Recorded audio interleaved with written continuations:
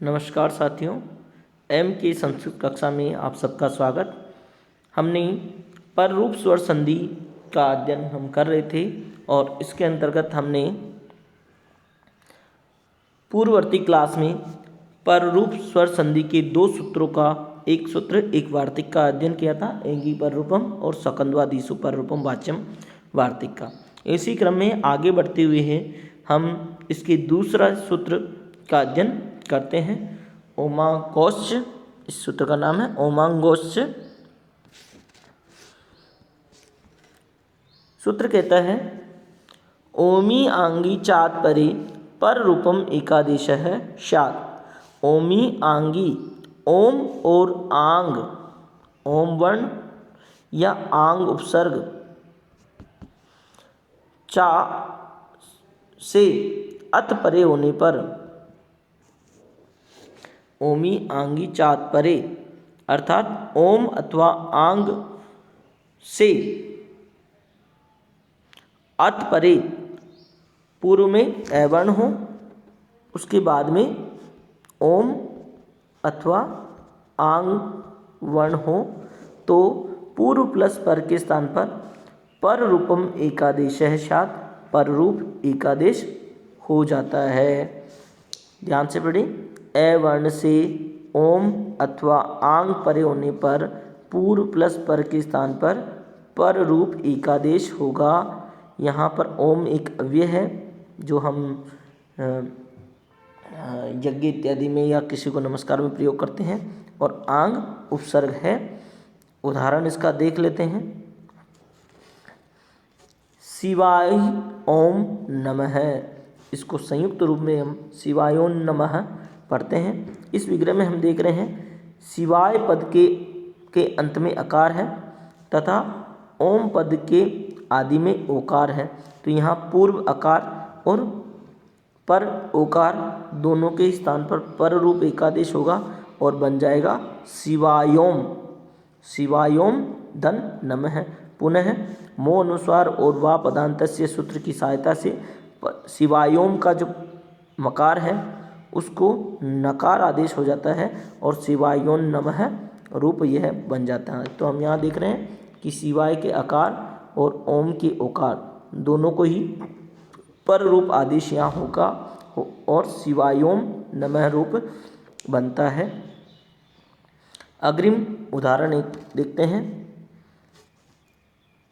शिव धन आ धन ही, यहाँ पर आ आंग उपसर्ग का रूप है, गकार की का लोप यहाँ हो जाता है और शिव आ धन ही ये रूप है, ये विच्छेद है और इससे शिव ही रूप बनेगा। कैसे बनेगा ये देखते हैं। यहाँ पर आंग उपसर्ग है और इही धातु है। अब यहाँ पर आ और इही, आ और इही पहले यहाँ आ रहा है, तो यहीं पर आ और इही के कारण यहाँ पर प्रथम गुण आदेश हो जाता है। कौन से सूत्र से बताओ। और गुणादेश होने पर शिव देन एही यह रूप बन जाता है। आदि गुण सूत्र से यहाँ पर आ और ई दोनों को मिला करके इकार पर रूप आदेश हो जाता, पर रूप नहीं गुण आदेश हो जाता है और शिवदन एही यह स्थिति बन जाती है। अब शिवदन एही स्थिति बन जाने पर चूँकि अकार हमने ओमा ओंगिश्च परे ओमांगोश्च सूत्र में हमने पढ़ा कि ऐसे आंग परे होने पर ही पर रूप आदेश होगा, तो यहाँ पर तो शिव के आगे एकार आ गया, तो अब इसे किस प्रकार पर रूप यहाँ आदेश होगा यह संशय बन जाता है, ये दिक्कत आ जाती है क्योंकि आगे एकार आ गया है। आकार होता तो तुरंत ही पर रूप आदेश हो जाता, लेकिन यहाँ पर एकार आ जाने से ये संशय आ गया कि हम किस प्रकार इसको आगे बढ़ें, इसमें किस प्रकार इसकी सिद्धि करें। तो इस संशय को मिटाने के लिए एक सूत्र और प्रवृत्त होता है, अंतादिवच्चय। अंतादिवच्चय ये सूत्र कहता है यो अयम एकादेश है स पूर्वस्य अंतवत् परस्य आदिवत् स्यात्, यानी पूर्व और पर के स्थान पर जो एक आदेश होता है वह पूर्व वर्ण के अंतिम वर्ण तथा पर वर्ण के आदि वर्ण के समान ही होता है, उसके समान ही माना जाता है, अर्थात उसको वैसा का वैसा ही मान लेता है।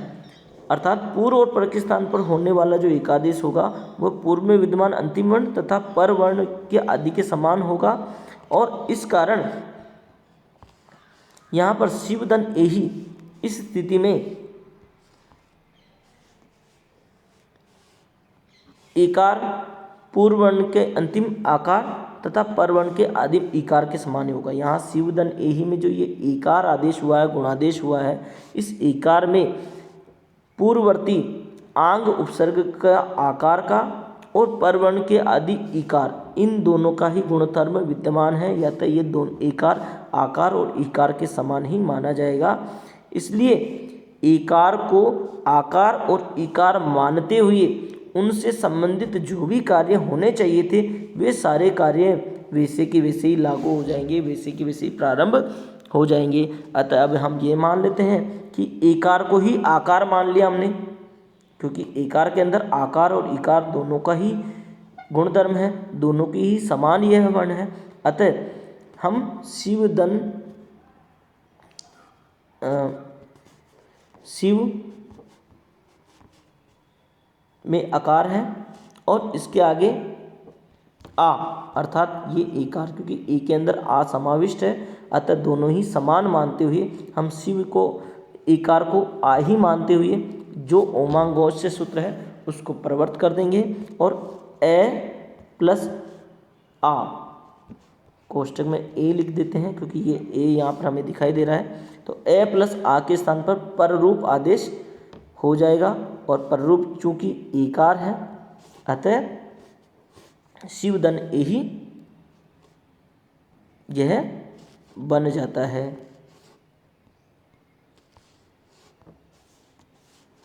सूत्र से शिवदन एहि स्थिति में पूर्व प्लस पर ए और ए के स्थान पर पररूप एकार आदेश हो जाएगा और शिवदन एहि यह रूप बन जाएगा, क्योंकि एकार को हमने आकार के समान ही माना है, उसको परिवर्तित नहीं किया है, बट उसको माना क्या है कि आकार ही मान लिया है, उसको आकार के समान ही माना है। जैसे हम किसी शादी में जाना होता है और घर में से किसी एक सदस्य को जाना होता है, पिताजी को न्योता आता है, लेकिन हम किसी बड़े भाई को भेज देते हैं, तो वैसा का वैसा ही मान वहाँ रह जाता है। इस प्रकार से यहाँ पर भी आकार को एकार को आकार मान करके शिवे ही ये रूप निष्पन्न होता है। ये ओमांगोच्च सूत्र है वह वृद्धि रेचिका और अक सवर्णी दीर्घ है, दोनों का ही अपवाद सूत्र भी है। इस प्रकार हमने पर रूप स्वर संधि का अध्ययन किया। इसके कुछ प्रचलित उदाहरण और हैं, जैसे कै ओम इति, यहाँ पर कै में स्थित एकार और ओकार इन दोनों को ही पर रूप आदेश ओकार हो जाता है और कौम बनता है, इति के साथ इसका संयोग कर देने पर कौमिति यह रूप बनता है। इसी प्रकार कृष्ण आंग उपसर्ग और इही, यहाँ पर भी यही होगा। आदन इही को पहले गुणादेश होगा एकार, और पुनः एकार को आकार के समान मानते हुए ओमांगोच्च सूत्र प्रवृत्त होगा, और ए और ए को पर रूप आदेश होकर कृष्ण ही रूप बनता है। उप आंग इही, यहाँ पर भी आ और ई को एकार आदेश हुआ और गुणादेश हुआ, और पुनः उपदन ए, यहाँ एकार को आकार के समान ही मानते हुए ओमांगोच्च सूत्र प्रवृत्त होकर ए और ए को पूर्व रूप पर रूप आदेश होकर के उपही रूप यह बनता है।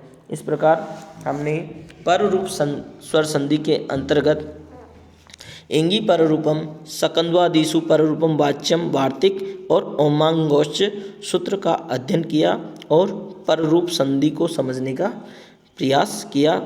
अग्रिम कक्षा में हम दीर्घ संधि का अध्ययन करेंगे। आपने मुझे सुना, इसके लिए बहुत बहुत धन्यवाद। नमस्कार।